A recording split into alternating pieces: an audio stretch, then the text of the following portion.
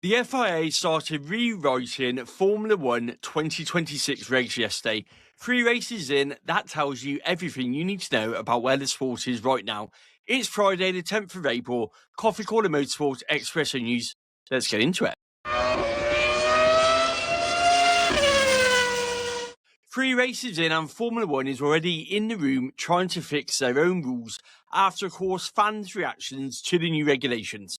Now, the FIA yesterday held a series of meetings with technical experts from every single team and every single power unit manufacturer around the table alongside the FIA.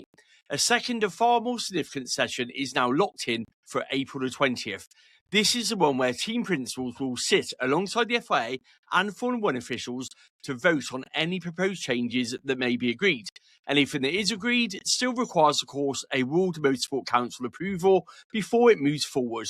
But an agreement from that meeting is normally a clear signal of what's going to happen with the regulations. Now, after the meeting, the FIA confirmed in a statement after the meeting that although the racing so far has been exciting, there is a clear commitment to making tweaks to energy management.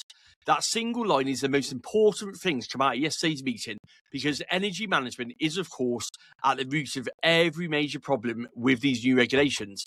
The way the 2026 power units work, drivers will cycle between harvested energy and, of course, deploying it. When a car has harvested energy, it slows dramatically. When a car behind is deploying, it accelerates hard. Put those two situations together on the same piece of track, and you've got a closing speed differential that causes massive issues, as, of course, we saw in Japan. That is exactly what happened when Oliver Bearman, who was in full deployment mode, almost ran into the back of Franco Colapinto, who was harvesting a course on that racing line. Bearman, as we know, hit the barriers at 50G. He did walk away absolutely fine, but the FIA and drivers know that the next street circuit may not be so forgiving or lucky. Now, the GPDA director, Carlos Sainz, has been blunt with his comments. He wants changes in place before the racing resumes in Miami. He said after the incident that here they had an escape route, but imagine if that had been Baku, Singapore or Las Vegas. It doesn't bear worth thinking about. This was, of course, a more broad discussion meeting rather than radical proposals being put on the table, with the real decisions now landing on April the 20th, and the clock to Miami is ticking, along with, of course, the fans' patience. From regulations to dreams, and the current F1 Academy champion just got one step closer to achieving her Formula 1 dreams. Mercedes are planning to give Doriane Pin a private Formula 1 test. She is, of course, the current 2025 F1 Academy champion. She joined Mercedes as a development driver this season after winning the title last year with Prima, backed, of course, by Mercedes throughout her time in F1 Academy. She's been putting in simulator work back at the factory and confirmed the test plan herself whilst appearing on Beyond the Grid. Toto Wolff has told her directly it's going to happen, and she said that the sim session had gone really well, very well actually, and that is exactly why they decided to take the next step. She explains, so definitely I'm really pushing for it as well, because I really want my chance to drive the car and to show that there's potential, because my target is to go to Formula 1. No date has yet been confirmed by Mercedes or by Pin, but the intent from both sides is clear that this is something they want to happen. Now, alongside her Mercedes role, Pin also carries a WEC development position with Peugeot for this season, with a rookie test in a hypercar also confirmed. She's building mileage and experience across 2 programs simultaneously, whilst, of course, pushing for the biggest opportunity of her career. The last woman to complete a private Formula 1 test was Jessica Hawkins with Aston Martin back in 2023, and, of course, the last to appear at a Formula 1 race weekend was Susie Wolff, who took part in a session with Williams in 2014. Doriane Pin knows exactly what this moment means, and she intends to make sure that she grabs it with both hands. So yesterday's news started, of course, with a rumour, but by the end of the day, both teams had confirmed that bombshell story. Red Bull confirmed that GP will leave when his contract expires in 2028. McLaren confirmed that he joins no later than 2028, and he will take up the role as Chief Racing Officer. The same year on paper, but this is a different intent entirely. Red Bull is saying he goes at the end of his deal. McLaren is saying they will take him the moment that deal allows him to do so. The no later than phrasing one is a deliberate ploy. See my latest TikTok on a much more deep explanation of this one, and there's an article on the website. They, of course, pushed for an earlier start with Will Courtenay, and they got it. Expect the same battle to carry out here. The role he is walking into already exists inside McLaren, but right now, team principal Andrea Stella carries out the chief racing officer duties on top of his current team principal responsibilities. GP will take that side of the role off him. Now, Stella is staying according to the statement from McLaren. This is not a succession plan. It is McLaren adding the kind of experience that only comes from a decade at the top, although it does give options if, of course, that situation does change with regards to Andrea Stella. Now, GP joined Red Bull back in 2015. He became Verstappen's race engineer at 2016 Spanish Grand Prix, when, of course, Verstappen stepped up from Toro Rosso. 4 World Championships followed, over 70 race wins. He grew beyond race engineering into that current role that he's got as the head of racing, one of the most influential operational figures at the entire team. Before McLaren, he turned down an approach from Aston Martin, who wanted to have him as their team principal. Now, at Woking, he will join Rob Marshall, who's now their chief designer at McLaren, Will Courtenay, who's going to be the sporting director. All 3, of course, will be from that same Red Bull stable. The reigning constructor champions have not just built something, they've taken apart the team that held this sport for 4 years and reassembled the best part of it in their own garage.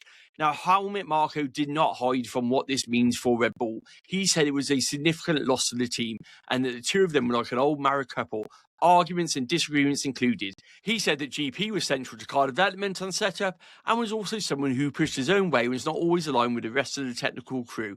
Race day and what the fans saw is only a part of what GP brings to Red Bull. In 2021, Max Verstappen told Ziggo Sport, "I have said to him, I only work with him. As soon as he stops, I stop too." 5 years ago now that comment was made, and the rest of the Formula One world is now wondering just exactly what that means for Max Verstappen's future in Formula One as well. Elsewhere, one Formula One driver has decided the best cure for a bad car is, well, to drive a completely different car. That is, of course, Lance Stroll. He's going to be at Paul Ricard this weekend, not in Formula One, but in the GT World Challenge Europe Endurance Courtenay. Whew, that's the mouthful. Alongside former Manor Formula One driver Roberto Merri and Aston Martin Academy driver Mari Boye. Now, the opportunity came from the 5-week gap. That is, of course, from the cancellation of the Bahrain and the Saudi Arabian Grand Prix following that conflict in the Middle East. And Lance Stroll did not waste the opportunity. Motorsport.com is reporting he's been upfront about the reason. He said that he loved his time whilst racing in Daytona. But this year in F1, Aston Martin doesn't have a competitive car. And now they have time without races. He's managed to change things up, a different mindset during the break. That is, of course, a measured way of describing what has been a horrible season for Aston Martin and Lance himself. He and Fernando Alonso qualified 21st and 22nd in Japan. Stroll has not yet classified as a finisher in a single race in 2026. The Aston Martin package, as we know, has been crippled by those severe Honda power unit vibrations and, of course, a pace deficit that's been there since before the lights went out on the grid in Australia. The team arrived in 2026 with massive expectations with their first Adrian Newey designed car, significant infrastructure investment, and, of course, a works Honda deal. But 3 races in, they are absolutely rock bottom and in trouble. Aston Martin said in an official statement that Lance Stroll has always enjoyed pure racing in all its forms, and that's the official line from the team. The reality is that a GT3 session at Paul Ricard this weekend will give him a better chance of seeing the checker flag than what his current Formula One car has managed all season. He also said that he spoke to Verstappen at Suzuka before committing. They talked contacts and series, and Lance said that everyone enjoys GT3 cars. They are fun to drive.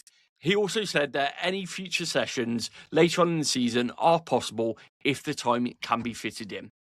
And finally, to finish off the show, we're going to be talking about lost time and some F2 news. Now, Formula 2 is going to North America for the first time in the championship's history. Miami and Montreal will replace the cancelled Bahrain and Saudi Arabia rounds. Miami will host round 2 on May the 1st and May the 3rd. Montreal will host round 3 on May the 22nd to May the 24th. Both will run alongside the normal Formula 1 weekends that are scheduled for those events. Without this fix, the series was, of course, facing a 3-month gap between the season opener in Melbourne and Monaco, which would have meant a championship that opened its season in Australia going dark all the way until June. That is not a viable situation for teams, drivers, or sponsors. So the FIA, Formula One, and everyone involved made this happen very quickly to make sure that they could get some racing back on track. Now, F2 CEO Bruno Michel said that it was not an easy thing to do, but called it a really fantastic first step into North America. A great new challenge for the teams and drivers who have all welcomed the news to go racing. Now, Formula One president Stefano Domenicali said it's going to be fantastic to have F2 back alongside Formula One, as of course the championship returns to the US for the first time this season. And FIA President Mohammed Ben Sulayem added that the addition of these new rounds ensures that the championship remains strong and balanced, while sending thoughts to those affected by the ongoing situation and conflict in the Middle East. There is one consequence that's landed hard because of this, and that is Cadillac's test and development driver Courtenay. Now, he left IndyCar, of course, for F2 this season, one of the most high-profile moves in the feeder series for a number of years. But Montreal will fall on the same weekend as the Indy 500, which means that Colton Herter, who is meant to drive, will now miss the Indy race as he looks to add to his super license points in F2. Now, Formula 3 also lost a round with the Bahrain cancellation, but no replacement dates have been confirmed for them as of yet. So 3 races in, and Formula 1 is rewriting their own rulebook. Doriane has Toto's word and a simulator miles behind her to achieve her dream of driving a Formula 1 car. GP is now confirmed at McLaren, but they are trying to get an early release date for him. Lance Stroll found better racing in GT3 than anything his Aston Martin's offered all season, and Formula 2 has just opened up their experience to a whole new part of the motor racing world. This is your Espresso News for today. Everything is linked in the description, and I will see you next time.